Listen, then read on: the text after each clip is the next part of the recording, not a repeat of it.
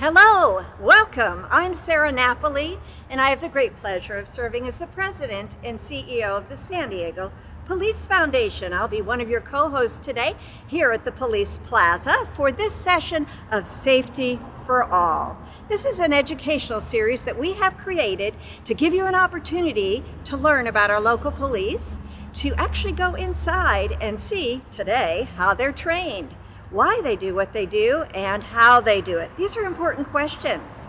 Of course, the San Diego Police Foundation is a charitable organization, and our mission is to ensure that our police have what they need to do their jobs safely and with excellence. That word excellence is really important right now, isn't it? Because we trust them to do an important job, and it's important that they do it right. So training is the key to that, and SDPD has so much of it, as you'll see today, and that's what this session is all about. Of course, we couldn't bring this series to you without the help of generous individuals, families, organizations, our sponsors. So first, I want to thank our Catalyst sponsor, Qualcomm. We also thank our generous longtime donors, Barbie and Dan Spinazzola. And we thank Securitas USA, San Diego, and VCA Animal Hospital. I know if you were here, you'd give them a big hand, so I'll do that. You do that where you are. We're grateful for the support. Before the pandemic, we were able to bring groups of up to 100 into police training facilities like this, so for a morning on a Saturday, they could walk in the steps of a police officer in training. That's a great experience, and we hope to do that yet again in the future. But right now, of course, because of the pandemic, we can't. So we'll do the next best thing, which is this virtual tour to our training facilities. Now, when we go through this, you may have some questions. So I want to invite you to type them into the chat. And keep doing that right through this session, because when we finish our 30 minutes together at 11:30, for those of you who can stay with us for another 10 or 15 minutes, we'll answer those questions live. I'll have an SDPD sergeant with me, and we will get to all of your questions. Just put them in the chat. Now, for those of you who saw our recruiting session, and are joining us again today. And if you haven't, you can go back and look at it on our YouTube channel and learn about this. But you met two new recruits. They're unusual in that they're actually a brother-sister duo. And their names are Brittany and Ralston Compton. And I'm glad to tell you, we're going to have them again today, and we'll see them go through the training scenarios. So that's coming up. Stay with us. To get the big picture about the training here at SDPD, we've asked an expert, Sergeant Esmeralda Tagaban, who is a leader in SDPD's training unit. She actually was interviewed at another of the facilities often used for the police academy, and that is the Regional Law Enforcement Training Center, and it is in the NTC area. So let's go over to that interview and hear from Sergeant Tagaban. Hi there, my name is Esmeralda Tagaban. I am currently the FTO Admin Sergeant. There's several topics that we feel really need to be emphasized in our training so that the officers and the new recruits get it when they go out in the field. Obviously, there's the academic portion. They attend classes on hate crimes, sexual assault, laws of arrest, criminal justice, CPR, first aid. You also have your emergency vehicle operations, driving code 3 to get to someone who may be experiencing a heart attack. You're taught how to drive through a simulated city streets and how to avoid someone just stepping out in front of you, what we call that collision avoidance. And throughout the entire academy, you're tested on these as well, and you must pass them. Another component is, for example, arrest and control. We don't promote getting into a physical altercation. That's the last thing a police officer wants to do. But we can't gain voluntary compliance through verbal or persuasion or encouragement. So sometimes you are forced into a situation where you do have to go hands-on.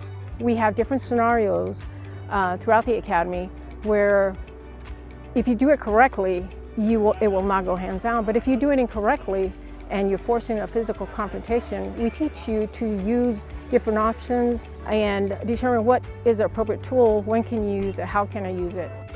Communication skills that are required by a police officer once they get out.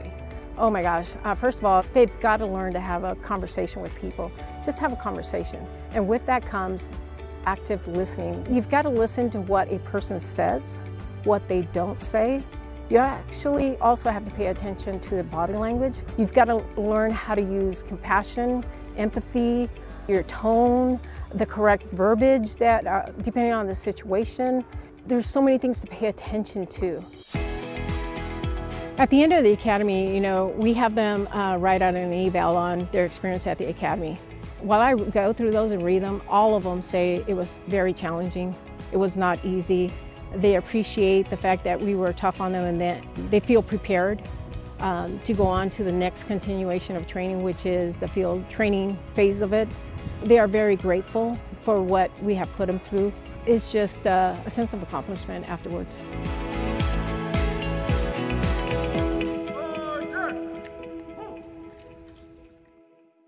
I hope you enjoyed that. I certainly did. In fact, every time I visit with SDPD, I learn something, and today will be no exception. We've come inside the police plaza, and this is one of the division facilities that is used for training at SDPD, not only the academy, but also throughout a police officer's career here in San Diego. They receive many hours of training. Some of it happens here.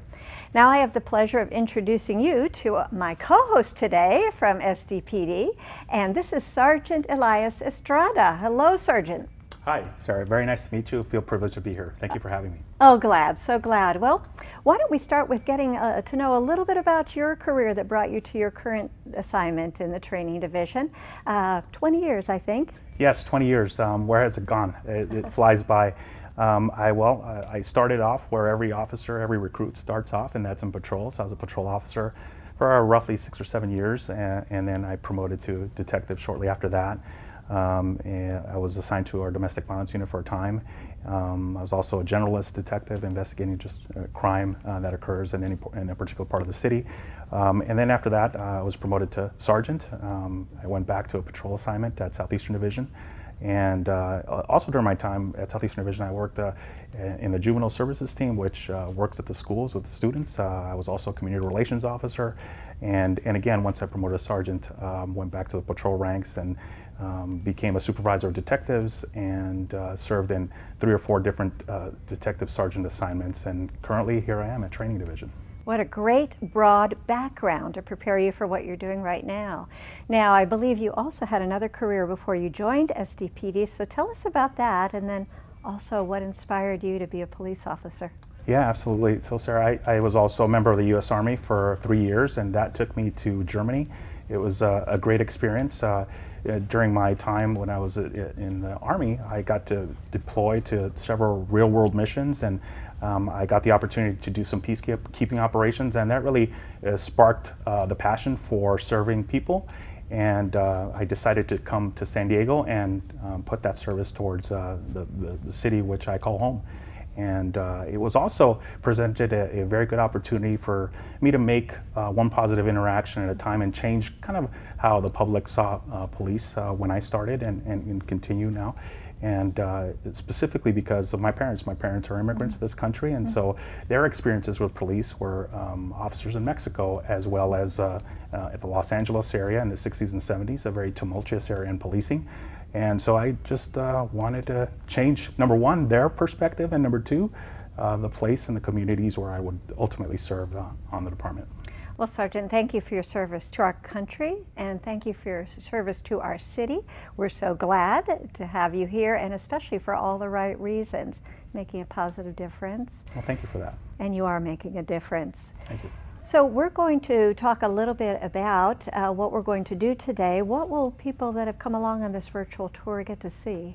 Well, very excited to actually show you what some of our recruits in our academies go through, specifically the training aspect of it. We really believe, somebody much more intelligent than I said, that every organization is aligned to receive the results it gets, and therefore we want to give an insight into the excellence that comes into or goes into training our recruits and training our folks to be successfully and independently functioning officers out in the field. And so we get an inside look into what that looks like here today. Oh, good. Well, I can't wait. But meanwhile, I want to give the audience a chance. First of all, remind them that if you would like to ask some questions throughout the session today, simply go to your chat on Zoom, and in that function, you can put your questions in, and we will answer them at the end of our tour. Beyond the 30 minutes that we'll be having on this virtual tour, we'll stay for 10 or 15 minutes to answer all of your questions, so be sure to enter them into the chat, and the sergeant and I will be back, and we'll get the answers for you. The other thing I want to do is ask you a question and see if you can test your wits. For the training academy, which lasts 6 months, how many hours do you think each recruit gets in that time? It's multiple guess, so take a look at the numbers on your screen, pick the one you think is right, and then at the end of our session today, we'll give you the answer. We also have another question for you, so this will be the same thing, and the question is, of the people who start the police academy and go through this very rigorous training, how many, what percentage graduate? What percentage graduate from the police academy? Give it your best guess, and we'll tell you what it is at the end of the session today. I promised that we would catch up with the Comptons today, Brittany and Ralston, that brother-sister duo that some of you got to see in the recruiting video, and if you haven't, go check it out on YouTube, but we're about to see them again. I understand they're just down the hall, right, Sergeant? That's absolutely right, Sarah, and we can go over there now. Oh, good. And what they will be actually seeing is, in the simulators, they'll be seeing a real-life type of event that will be projected onto the screen where they can react to what they're actually seeing on the screen. One of the important things that we think is very beneficial about this is that our officers in the academy get the exposure of having to see real life world events take place before them, and then be able to respond to them. And if there are any issues during what we see in the response, then we can correct them at that time. And just again, for the overall goal of having them experience something that's real life in their face and make the adequate decisions. So we're here now. Let's go see them in action. What a great way to learn that split-second decision. Okay guys, so this is the scenario you're going to. You're going to be dispatched to a report of a 5150 male. He's in a park and he's creating a disturbance. The reporting party you're going to meet is going to meet you at the park entrance and give you a description. Okay? So when the scenario starts, you'll be in the park. Officer, I'm so glad you're here. There's a man with a knife in the tree. He looks crazy and he's saying all these crazy things. Please, can you go help? He's right there. Ma'am, just stay clear of the area, okay? We'll go talk to him. I'm going to do everything in my power. 125-32, 197. Hello, sir. We're contacting Sir, San Diego Police Department, I'm Officer Compton. With a knife. The demons and aliens. Sir, I need you to drop the knife. I'm not going to let anybody touch you. Don't worry. Compton, let's see if we can get Pert on standby. So Sergeant, what are we seeing here? Talk me through what these officers might be thinking. So what you're seeing here is you're seeing the officers go through a progression where we really try to really teach our officers that to go through this progression of analyzing the situation, constantly making an assessment of what's going on before them in order to come to a resolution of the event. So they've gotten to a radio call where there's a person with possibly some mental health issues, and so they've engaged that person. They've also spoken to the reporting party. The reporting party is usually a caller, and they've gotten as much information from that person as possible, and so and then they've moved on to kind of make contact with this person in mental distress. All right, sir, we need you to go ahead and drop that knife. Can you do that for us? If you also take particular notice that the officers did not necessarily come in with their handguns drawn or their tasers drawn, and that's because the person is actually in an elevated position, and they don't want to create a scenario where that person gets hurt based on what now they bring into the scenario. And what they're doing is they're trying to de-escalate the situation to the point where this man will come down from the tree while not compromising their officer safety. Officer safety is obviously very paramount. As you can see, what they've been able to do is now the scenario has played out to where that person's thrown the knife away, and the person's actually come down, jumped from the tree branch, and now their officers are just re-engaging the person, giving the person verbal commands. These events happen day to day in the city of San Diego. They're very, very common. And so we want our officers to be exposed to that, and what better way to do that than through the simulator It really gets officers to really reflect and assess the situation constantly and analyze and come up with the best course of action while taking into account, obviously, officer safety and the considerations of everything that's going on. An amazing process, and of course they're communicating a lot with each other too, and also radio operator and other resources. Absolutely, and you heard that as the scenario went on, that there's a constant dialogue between both officers in order to, again, make sure that resources are in place so that if there is something unanticipated, they've already thought it through. It takes a lot of critical analysis, and in this case, time is our friend. Time is really our friend, and they demonstrated that in the constant engagement throughout the scenario, and it successfully gave this event to a positive resolution without using force. Great result all the way around. Absolutely. Everybody's safe. Absolutely. That's what we like. Good. Sergeant, it looks like they're starting another scenario. What are we going to see now? Absolutely. So actually what we're seeing now is a call of a bus driver where there's a female towards the back of the bus, and she's acting incoherently. I got all the kids off, and she won't leave. She's running all around saying that the bus is dangerous and that she just won't get off. Okay. Did you see her have any weapons when she entered your bus? I haven't seen any, but she's got a backpack with her. Officers are critically reflecting on information that is being given to them at that time, and you're hearing them now kind of formulate a plan of action. They're anticipating what could happen, and then engaging that person in conversation. Ma'am, what's your name? Tammy Smith. Tammy Smith? Okay, Tammy, what's going on today? We really want to create time. Time is our best friend. We don't want to go into a situation and create a situation where force is the first option. We want to, again, be able to successfully de-escalate the situation to the best of our ability and conclude an event with a resolution, or find a resolution to the event without using force if possible. And in this case, it's just a person that has not taken their medication, and very important for the officers to recognize that this is not a person that's willingly disobeying commands. They're assessing the entire scenario, and they're able to talk that person out of the bus, and again, come to a successful resolution by de-escalation.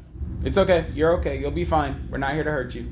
To me, it seems like a very scary place to be, and of course there's a lot at stake and it could get dangerous. So how do you train the officers to have that combination of courage, toughness, to face these things over and over again, and yet the patience, the sensitivity to other human beings, so that they are able to de-escalate? Well, if I can use the analogy of the warrior and the guardian, and in that analogy where we train our officers to be guardians, guardians that are there when they're needed, when they step into the role of the warrior when needed to protect the public or protect themselves, but they're guardians, and they watch the public and make sure they're looking out for the best, what's best for the public. And so it is a very interesting dichotomy where both parts are equally as important, and our officers out in the field do it day in, day out, and that's the expectation within our training. Nerves of steel. I'd also say hearts of gold. Absolutely. So Sergeant, tell me, what are they analyzing, watching this training and interaction with the scenario? So the training staff is assessing their decision making, they're assessing their critical reasoning skills, they're assessing their communication skills, they're assessing their officer safety skills, very, very paramount. So it is a conglomeration of a lot of things that are being watched. And again, and if there are any things that need improvement, the training staff will go about and they will advise and counsel and have them maybe learn from any mistakes that are seen. It's a lot, but it's something that we believe that our officers have the ability to do, otherwise they would not be here. Exactly. Well, it looks like they're wrapping up and the Comptons are heading outside. Sergeant, what are we going to see next? We're going to see an actual third scenario, but this time with actual role players. And so let's follow them out. Okay, I'll follow you. Now, I imagine in addition to these amazing simulations and also the interaction and live action type training, you have some classroom time? Yes, that's correct. In fact, the Academy is set up very much like any other college so with academics and academic expectations. There are tests that they get throughout the Academy. So that's all done, and the scenarios are incorporated throughout the Academy, again, as another way, another tool to be able to actually learn what it is that they're learning in the classroom and carrying out practically. Yes. Now, you mentioned like a college. I understand after you joined SDPD, you went back and got some more education. I did. I went back to school and got my master's degree, and it was, I believe, in the concept of being a lifelong learner. So during my off time, I was just reading and writing papers during that time. So it was very challenging, but something that was very personally rewarding. Well, congratulations, and I think that was locally here at USD. Yes, go Toreros. Absolutely. Oh, go Toreros. So what were your kids doing while all of this was going on? Well, I have two boys, 16, soon to be 17, wow. and soon to be 14, and they knew that come the weekends for me, there was designated time for Dad to be reading or writing a term paper. That was kind of an understood thing while I was going to school, and it was, again, very, very rewarding experience, and also just kind of showed my kids that the importance and the value of education. Yes, you were modeling that for them. Now, of course, going back to the police department itself, besides the outside learning that somebody may choose to do like you did, congratulations, there's quite a bit of learning throughout the police officer's career. Tell me about that. That is correct. So I just kind of want to walk it back to once the completion of the academy, our officers go through an extensive field training program, which think of it as on-the-job training in other professions, where they get an additional 600 hours in on-the-job training with an actual, what we call field training officers, which become their first-line supervisor, where they're looking at their performance of the new officers, they're assessing, they're evaluating, they're mentoring, they're training, and all that continues, again, for about 4 months. And in cases where there are certain things that where newer officers need to be retrained, then they get an additional up to 2 months of training. So it is a very, very extensive process, but one that I think has garnered us the best trained law enforcement agency in the country, in my biased opinion. I'm impressed. So so far we've had 6 and an additional 4, so we're at 10, maybe 12 months, a whole year, and then they're out on their own. And then how about if they are awarded a promotion or other opportunities within the department? Is there more education? Absolutely. So each promotion comes with the not only a state school as required by the California Peace Officer Standards and Training, but they also, as you promote in different ranks, those schools tend to be a little bit longer, so the training is longer. For Sergeant, for example, there's a Supervisory Leadership Institute sponsored through Cal State Long Beach, and so that's an 8-month leadership program that, again, when supervisors go through this process or this program, they bring it back to the agency and the department benefits as a whole. And it's the same management school for lieutenants as well as for captains, the FBI Academy for executive level officers as well. So we're a very educated and trained department. Incredible amount of training. And you mentioned when we were talking before about perishable skills. So what are those? So perishable skills are skills that over time we tend to kind of forget. And so every 2 years, every officer in the department from sergeant on down receives training in perishable skills, and those can include first aid, emergency vehicle operations, as well as other particular segments in training that are salient issues throughout the country or throughout the region. And again, those are 40 hours, so a full week. Everybody comes in and they all receive this training, and everybody kind of cycles through this 2-year process. So I'll also mention that in addition to this, there's something called menu training, and what that is officers that wish to develop a niche or a special expertise have this ability to go and to get training in, let's say, if somebody wants to be a drug recognition expert, they can get additional training in that aspect and be recognized as a narcotics expert, for example. If somebody wants to hone or better their skills with regard to sexual assault investigations, somebody can go and take training in that regard. So there's constant training available in order, again, to be the most comprehensive officer out in the field. And I promise, Sergeant, you're not making me cry. It's just we're out here in this beautiful weather and the sun is shining in my eyes. But speaking of that, California, of course, is known for innovation. And often we at the Police Foundation say SDPD, a step ahead. And what we mean by that is that not only are you a step ahead, obviously in the training, but in the adoption of best police practices. And I think as a community member, I really value that. Yes, absolutely. I believe that this department rises above other agencies when you compare them throughout the country, just because I think that we're a trend-setting agency. We are constantly looking at best practices, assessing what we do in order to better it, obviously for the betterment of not only our employees, but obviously to the public which we serve. Yes, exactly. And so speaking of which, we promised another scenario, so I guess we'll take a look. Absolutely, here we go. Let's go see. Okay, you guys are gonna go to a scenario where you've been responding to a call of 2 males that are reported to be involved in a fight. There's no report of who's the aggressive party, and we don't know what the fight is about. So you just have to make contact with them and determine what happened. Okay? Okay. These are gonna be your 2 people that you're gonna be contacting.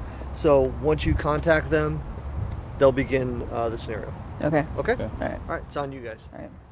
I'll contact. 125-32. Hey, San Diego Police Department. I need you two to separate. Sir, I need you to back up. Hey, Sir. stop. Back up now. So Sergeant, tell me what they're learning in this live scenario. Well, in this live scenario, what they're learning is just the fluidity and how dynamic a situation can escalate compared to the simulator indoors. Here they actually get to go hands-on when they have to with a live person, and again, it's just the dynamics and the fluidity of the scenario. They're still assessing, they're still making an evaluation based on what is going on before them. They still have to critically think and very quickly, I might add, because of what you see playing before you, and then make a determination in terms of what they're going to do. And as you can see, they ended up taking somebody in custody. It's a lot of stuff happening very, very fast, but as you can see, scenarios like this really ingrain and emphasize just how important it is to be able to train this way. Yes, exactly. And thank you for being with us and filling in all the gaps. Speaking of which, we're going to answer some questions now. So we asked the audience, how many hours did they guess that a police recruit gets in that initial 6 months police academy? So if the audience guessed 928 hours, then they were correct. 928 is the winner. That's amazing. Great. That's a lot of training. So Sergeant, we also asked our audience, of the people who begin the police academy, how many of those recruits actually make it through to graduation? What percentage? So if you answered 90%, you would be right. All right, impressive, great. Well, thank you so much for being our expert on the spot today. Thank you. It was my privilege to be here with you. Thank you for having me on. And we also thank SDPD for allowing us to take this virtual tour inside SDPD. Of course, we will have another session coming up, and we'll continue through the year taking a look at different aspects of how our police do what they do, why, and how are they trained, and how do they use that training out in the field. This, of course, is to build a greater understanding between police and community and strengthen that bond that is so important to our safety. Safety and also health are things that are so basic to human beings that we all crave them, but unfortunately we take both health and safety for granted until they're threatened. This last year, I think, has taught us not to take health or safety for granted, and I hope that if you want to support this effort to build greater understanding in our community, you will go to our website, sdpolicefoundation.org, and you can find out about how to make a donation to bring safety for all to other audience members as we go through the year. Of course, our next session is coming up, but before that, Sergeant Estrada and I are going to stay for a few minutes after the 11:30 close to this time, and we'll be live to answer those questions that you typed into the chat. So if you can stay, do. And then the rest of you, we hope you will join us for our next session, because we will be finding out what happens when you call 911. Thanks for being here for Safety for All. We appreciate your support, and we'll look for you next time.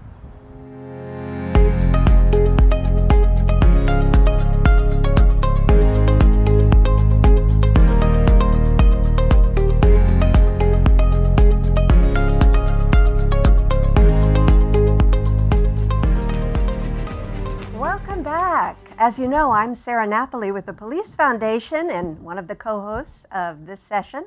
And with me today is, of course, Sergeant Elias Estrada, who's with the training unit, and he is going to field questions that you have posed in the chat today. And so what I'm going to do is read them on a cue card from one of my colleagues is handing on the side. The first one is, where's the training academy located? Well, normally, before COVID, the training academy is actually located at Miramar College, but currently it's located at the Naval Training Center, the former Naval Training Center, just west of the airport.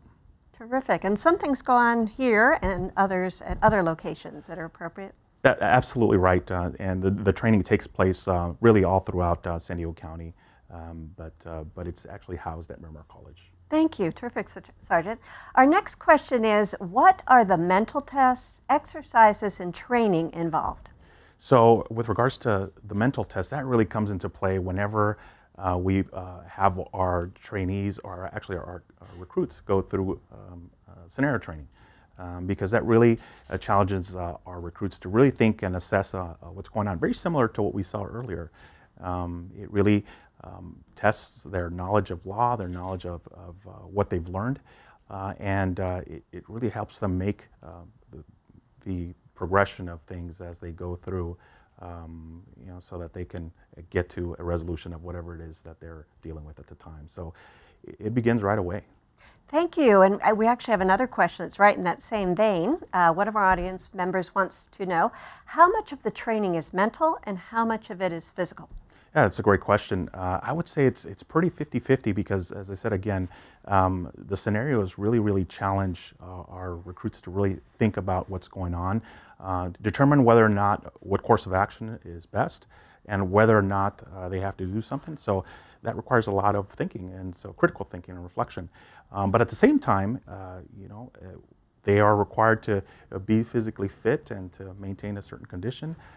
And if during the course of a scenario, the scenario calls for officers to use any sort of physical strength or anything to take somebody into custody, well, then that comes into play. So I would say it's a good balance of 50-50. And an example of that is if, for example, our recruits are talking to someone and then somebody runs away, then that recruit has to really go after them if that's what that scenario calls for. So it's about 50-50.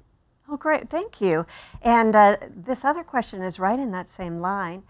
Is the physical agilities test scored?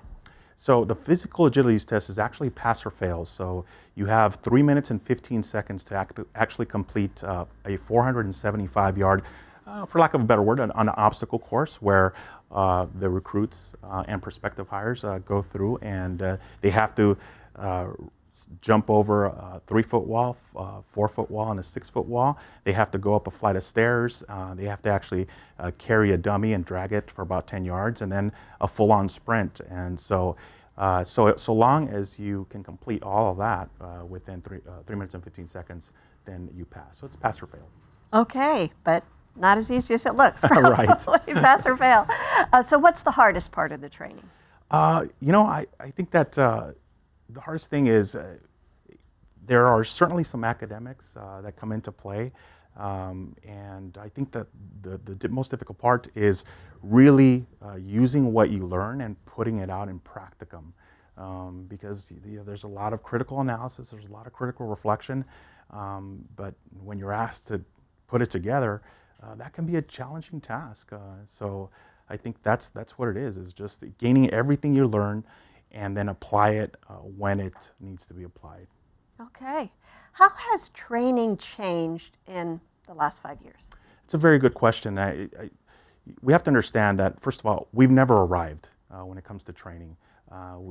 There's no ending point because policing just continues to evolve. And so with that said, specifically here in San Diego, we've changed in the way we deal with, for example, individuals experiencing mental distress. And so we realize that sometimes what seems like non-compliance can be because of somebody experiencing mental illness. And so training has adapted in order for us to better deal with situations like that. Also, a very salient topic in policing currently, we're talking about de-escalation. And so, although I will say that the department has always used de-escalation, now it has a standalone procedure, and every officer is aware of what that procedure is, and they follow in line of what de-escalation practices are in order to, again, come to a safe resolution of an event. And lastly, and very recently also with regards to use of force, our chief came out within this year and put a stay on the carotid restraint, something that, again, based on public sentiment, he felt that there was a need to change that. And so, again, we circle back around. We've never arrived with regards to training, and it will continue to evolve in order to meet the needs of the public, which we serve. Oh, excellent. Thank you. That's a very thorough answer, and you're always responding to what's needed. At what point in the training are officers presented with the scenarios shown in this session? So those scenarios typically come with when there's training. Obviously, we want to build them up in order for the recruits to be able to successfully handle these things. But really, scenarios began very early on. And again, they're maybe not as complex, but they gradually become more complex. So it's not uncommon for our recruits to experience scenarios, again, on the lower level, maybe a month into the academy. The first part of the academy, again, is very heavy on academics and learning little things about whether that's laws or laws of arrest or whatnot. And then, again, gradually you'll start seeing the scenarios being implemented in the training. And as the academy goes on, they become more and more complex. Okay, great. Now, we have a question that has several parts to it and is very important because it's come up several times. Is implicit bias training, racial awareness training, cultural sensitivity, and communication, interpersonal communication skills part of police officer training? It absolutely is, and in fact, it falls under the umbrella of cultural diversity, and a subject really near and dear to my heart because I'm one of the instructors of this particular subject matter, and they're very important to note that there's 22 hours of academy time devoted for cultural diversity, and within that umbrella, the implicit bias training comes in. And when we talk about implicit bias, it's really a bias that we're not aware of. And so what we try to do is we, through practical exercises and through very, very lively discussion, we attempt to have our recruits understand that the root of their decision making and that where that comes from. And so we want to make sure that our recruits understand that our own biases can influence and affect our decisions. And so it really, again, has a lot to do with awareness, number one, and then moving through, again, practical exercises, as well as just a deep dialogue into what biases are. With regards to cultural diversity, I think Sir Robert Peel, one of the fathers of community policing, said this best. He said, the police are the community and the community is the police. And as a police department, we really believe in that and we ascribe to that. And I say this because the last two academies, we've been able to hire a large percentage of African Americans, Hispanic, as well as Korean. And so I think 18% are women. And so we really ascribe to that because we believe that just encountering different cultures really is a way to become more aware of what the importance of diversity is. And it's found in an organic setting because as our officers are more diverse, then they bring that into the agency. And again, just really speaks to Sir Robert Peel's principle that the police are the community and the community is the police. And from there, the training just really, there's an emphasis on getting to know and really interacting with people that are different than you. And that goes on with community policing, right?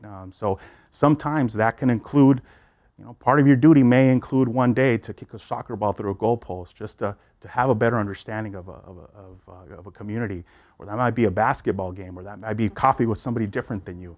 And so that's all emphasized in the cultural diversity aspects of the training.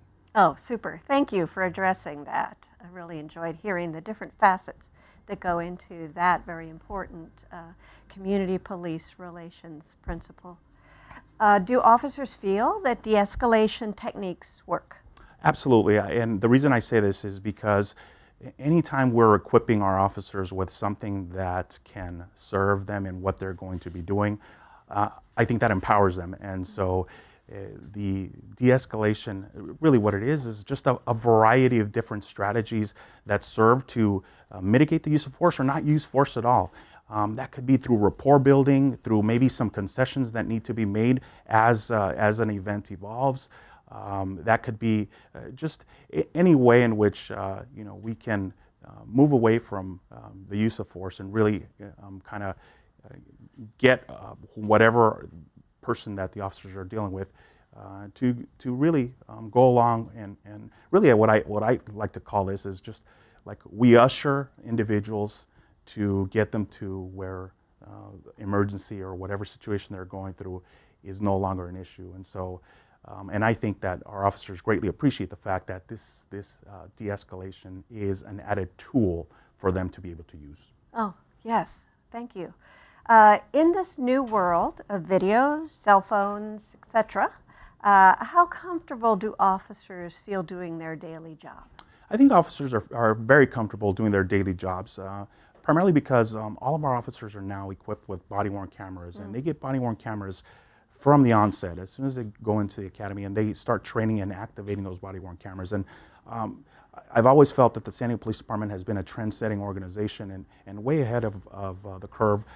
Because in 2013, the department was probably the largest department in California, if not the country, to be able to implement body-worn cameras. Why? In order to be transparent with the public and in order for our officers to be accountable. And so our officers understand that the public does record more often, maybe out of a sense of that, just wanting to make sure that officers are accountable for what they're doing and transparency. So our officers understand that, and they're very aware of that, and I think that they're okay with that. Okay, thank you. Now, this one is right out of current events. Are tasers still cross-drawn or non-dominant hand? Yeah, so the tasers are in the non-dominant hand or opposite of where the firearm is, and that's intentional, and that's how officers train so that there are no mistakes or to be able to curb as many of the mistakes that may occur when reaching for example, a taser. Glad to hear that training. How many recruits are in each academy typically? So that varies. We've been very, very fortunate to be able to fill most of our academies.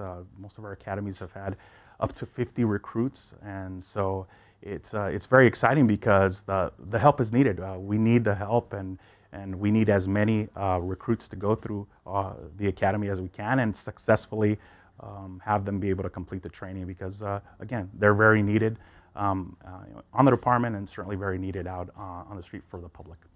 Okay, yes they are. And in our first session on recruiting, which again, audience, if you didn't see that one, please feel free to check it out in YouTube. We talked a little bit about the camp program, which is something that happens before the academy. How does the camp program, one of our audience members wanted to know, support the new recruits while they're in training? So the camp program is something very beneficial. I wish it would have been around when I was coming on. I was a little out of shape, and so when my first few weeks in the academy, I struggled to keep up with the runs and the physical fitness of the academy. But camp really comes around not only to support the physical fitness aspect of it, but more so, people they have officers that are accessible to them where they can ask questions about what it is to be a police officer. So there's a lot of the mentorship that organically is created by this camp program. So it's not just the physical fitness part of it. There's a lot of stuff that's very, very beneficial. The interaction with the officer, the mentoring aspect of it, as I mentioned, is also greatly beneficial. Again, coming into the academy, you're better apt to overcome some of the challenges maybe that you'll see in the academy initially. Okay, we're going to do our last question now. So it is, how can we as a public assist SDPD? Well, really what it is, I say this with a little bit of bias. We live in America's finest city. That's the slogan on the doors of our police cars, and I really feel that the public in general is very, very supportive of who we are. Every now and again, just wave at us, say hello, have a cup of coffee with us. We'd love to be able to interact with you so that you can get to know the person behind the uniform. We're not and I'm going to date myself with this analogy, it's not Joe Friday, just the facts, ma'am. There's a lot more to us than that. Get to know us, and we'd love to get to know you. I mean, we're here to serve, we're here to help in any way we can, and it's something that we're all passionate about. Super, thank you so much, and thank you for being our expert and fielding all of these questions, Sergeant Estrada. We appreciate the entire SDPD and all that you do every day. And for our audience, thank you for being with us, and we want to encourage you to fill out the post-session survey and help us create programs that are interesting and informative for the community, and that short survey will help us do that. And also, you can see it in the chat today, but watch for an email after the session that will allow you to click on that link and fill that out. And we have a session coming up just a month from now, or every fourth we're every fourth Wednesday of each month in 2021. And our very next session will be on May 26th. And at that time, we will look at emergency response. What happens when you call 911? We'll hope to see you then.